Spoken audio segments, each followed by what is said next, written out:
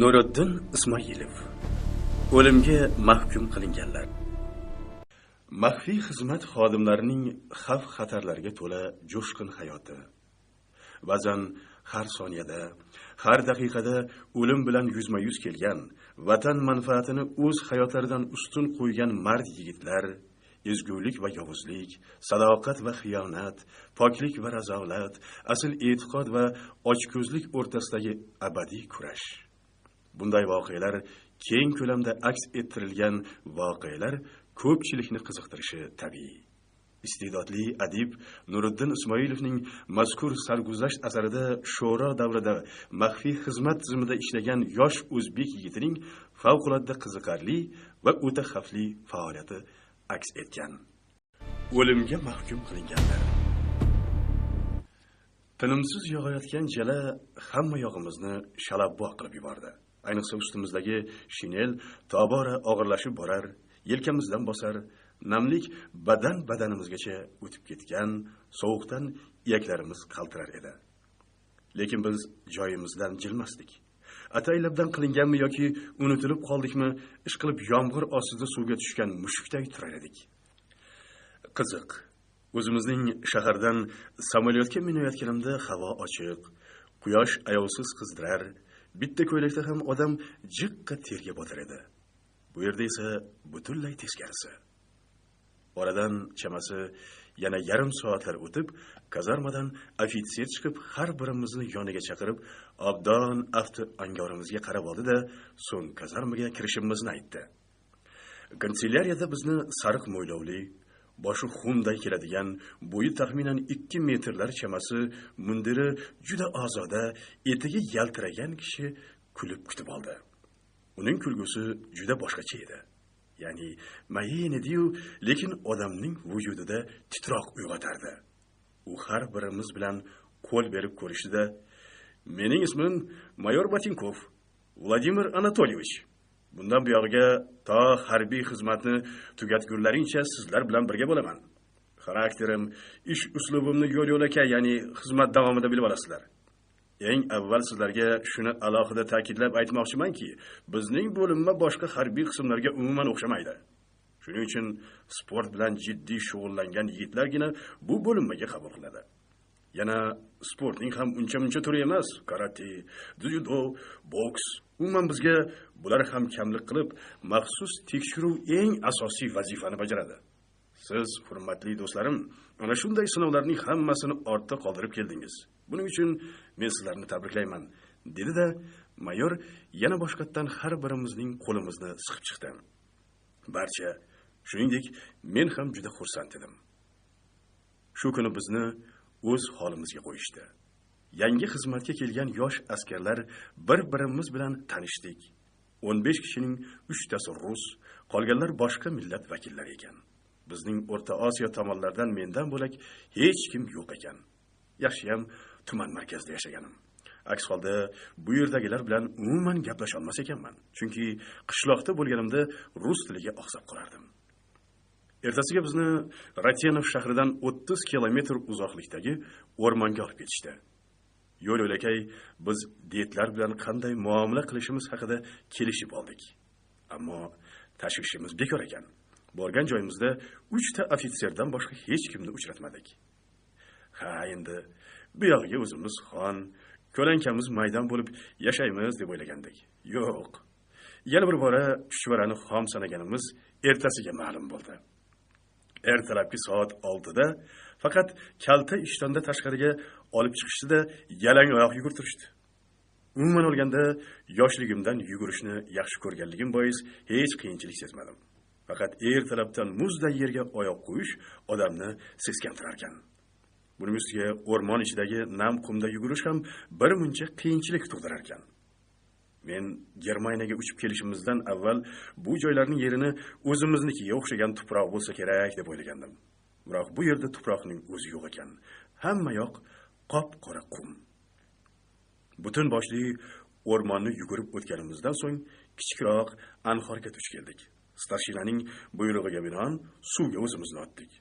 Suv ham baraka topkur muzdaygina ekan. Terimiz tovuqnikiga uyqash bo'lib qoldi.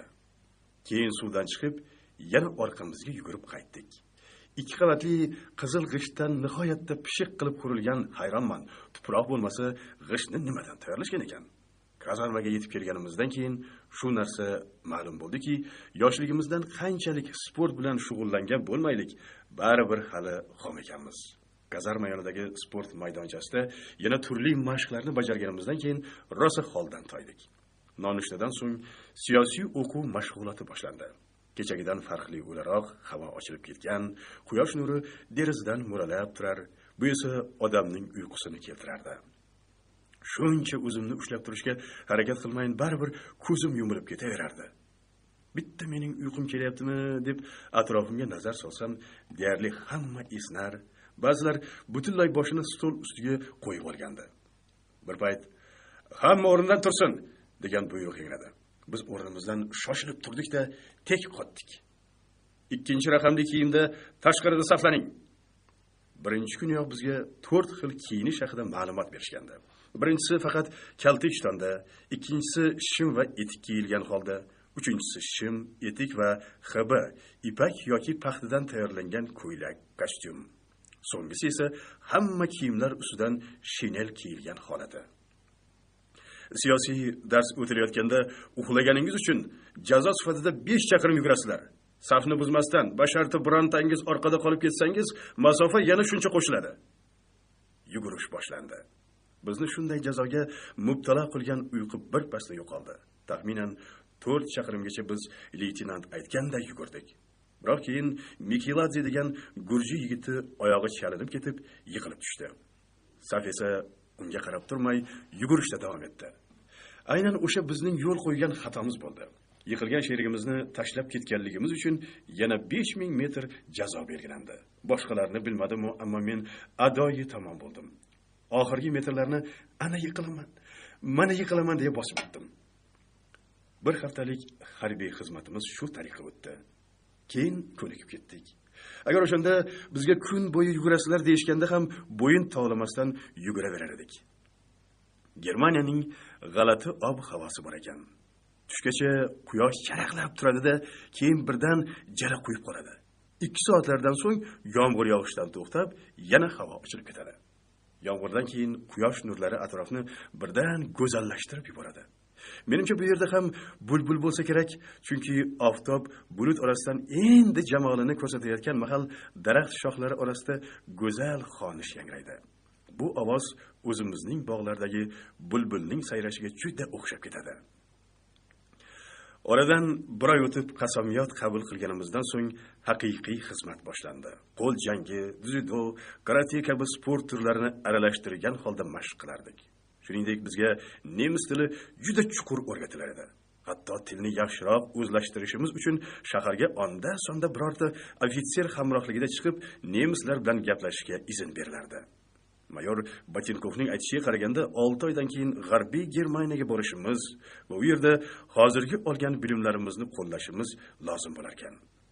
Odam zoti hamma narsaga ko'nikuvchan bo'lishini o'sha kezlari ilk bor his qilgandim. Bo'lmasa, bunaqangi og'ir mehnatga odamzoddan bo'lagi dosh berishi qiyin-ov. Ko'p o'tmay yana ham kuchga to'ldik. Komandirimiz buyruqlarini u aytganidan-da yaxshiroq bajara boshladik. Shundan keyin sezish qobiliyatimizni kuchaytirish mashqlari boshlandi. Asalari qutilari olib kelindi-da, bizni yalang'och qilishib, a'zoyi badanimizga asal surishdi. So'ng arilar makoniga sayohat uyushtirishga majbur qilishdi. To'g'risi, bunaqangi baloyi ofatdan sehrgar bo'lsang ham omon qolishing dargumon. Har tomondan yuzlab arilar shunaqangi hujum qilishadiki, undan na qochib, na ularni birma-bir urib o'ldirib qutulasan. Yaxshiki, har bir askar bor yo'g'i 3 daqiqadan ajal komiga qo'yildi. Aks holda bemalol janozamizni o'qib yuboraversa ham bo'laverardi. Jahannam yonida 4 tomoni oyna bilan yopilgan maxsus jon saqlash binosi bor edi. 3 daqiqadan keyin uning eshigi ochilardi. Shu yerga kirib, jonimizni omon saqlab qoldik. Mana shunday ajoyib mashg'ulotdan so'ng xoh ishoning, xoh ishonmang, birorta askar bir-birini taniy olmadi. Hammaning joni halqumga kelgan, alami naq burnining ustida turardi. Bitta ari chaqsa hech narsa bo'lmasligi mumkin. Lekin sog' joying qolmasa, har qanday narsaga tayyor bo'lib qolar ekansan. qarindosh urug'i-yu ota-onasigacha obdon siylangan, shu kungacha aytayotgan gapiga qalampir qo'shmasa turolmaydigan ofitserlar birdan yumshoq tortib qolishdi. Oilamiz, sevgan qizlarimiz haqida so'rashdi. O'zlarining hayotlaridagi qiziq voqealarni eslashdi. Ehtirosli, kulgili latifalar aytishdi. Qarabsizki, bir zumda askarlardagi asabiylikdan asar ham qolmadi. Oradan 3 kun o'tib, xuddi o'sha mashg'ulot takrorlandi. Biroq bu safar buyruqdan bosh tortganlar chiqib qoldi. Ayniqsa Mikiladze, men o'zimni har qanday sharoitda ham xor qildirib qo'ymayman, dedi asabiylashib. Unga darrov ustoy eslatildi. Buyruqni bajarmaslik oqibati nimalarga olib kelishi uqtirildi. Biroq Mikiladze oyog'ini tirab turaverdi. Shunda uning yuziga kutilmaganda muht kelib tushdi. Zarba shunchalik kuchli ediki, bechora gurji yigit 10 bola ochib ketdi va bir muddat hushsiz yotdi. "Ko'rdinglarmi, ahmoqlar?" deb o'kirdi mayor Botinkov ko'zi qinidan chiqqudek bo'lib. "Bittagina tasodifiy zarbaga chap bera olmadi. Ertaga hayot-mabot jangida bundan nima umid? Yo ishlaringda hamma narsani qoyillatadiganlaring bormi?" Barcha askarlarning boshi egildi. Zero hech kimning kaltak yegisi yo'q edi. Mashq boshlandi. Birini ko'rib, ancha fikr qilib qolgandik. Ta'zirimizni oldingi safargidan ozroq yedik. Lekin negadir hech kim asabiylashmadi. Gurji ham indamay tanasini arilarga tutib berdi. Buni qarangki, ari chaqsa kimning qayeri qanaqa shishi ham bizga ma'lum bo'lib qoldi. 6 oy mobaynida arilarga talanaverib, deyarli ular bilan qadrdon bo'lib qoldik. O'zi ham ularni tinimsiz o'ldiraverganimizdan juda kam qolgandi. Yutganimiz shu bo'ldiki, agar toshday qotib uxlab yotganimizda kim yonimizga kelsa, darrov sezadigan, xavfning oldini oladigan darajaga yetdik. Biz uxlagan holatimizda istalgan narsani qo'riqlashimiz mumkin edi. Albatta, istalgan vaziyatdan chiqib ketishimiz, professional odamga aylanganimiz bizni quvontirar edi. Biroq negadir xat juda kam kelardi. Kelganlari ham qandaydir boshqacha. Ya'ni menga ukam xat yozadimi, singlim xat yozadimi, dastxati, mazmun, mohiyati bir xil edi. Biz yaxshi, uydagilar yaxshi va hokazo gaplar. Mahallamizda nima yangiliklar? Singlim Saida o'qishga kirmoqchi edi, nima bo'ldi? Botir futbolga qatnashmoqchi edi, qatnashyaptimi, yo'qmi? Bular haqida ulardan kelgan xatlarda lom-mim deyilmasdi. Ayniqsa men oshiqu beqaror bo'lgan, lekin hech qachon biror og'iz shirin so'z eshita olmagan Nafisaga ne umidlar bilan yozgan xatimga kelgan javob taajjubga soldi. Hurmatli Sobir aka, deya boshlanganda noma. Samimiy tilaklaringiz uchun rahmat. Men sizni biror daqiqa bo'lsin xayolimdan chiqarganim yo'q. Doim siz to'g'ringizda o'ylab yuraman, sog'inaman. Shuning uchun o'sha siz bilan suhbatlashib vaqt o'tkazgan boqqa tez-tez borib turaman. Uyimizga bir-ikki marta sovchilar kelgandi. Qaytarib yubordim. Otamga mening sevgan yigitim bor, hozir armiyada. Men unga va'da berganman. Boshqaga o'lsam ham erga tegmayman dedim. Otam darrov tushundi. Sovchilarni qaytarib yubordi. Jondan aziz Sobir aka, mendan mutlaqo xavotir olmang. O'zingiz yonimga, quchog'imga sog'-omon qaytib kelsangiz bo'ldi. Xo'p, xayr. Sizni sevib qoluvchi Nafisa. Men umrim bino bo'lib Nafisa bilan biron joyda uchrashmaganman. Undan keyin u meni ko'rib qolsa aftini bujmaytirib o'tib ketardi. Uning va'dasi to'g'risida esa gap ham bo'lishi mumkin emas. Bular kamlik qilganday quchog'imga qaytingmish. Menimcha bu xat boshqa birovga yozilgan bo'lib, adashib menga kelib qolgan degan o'yda konvertning orqa tomoniga qaradim.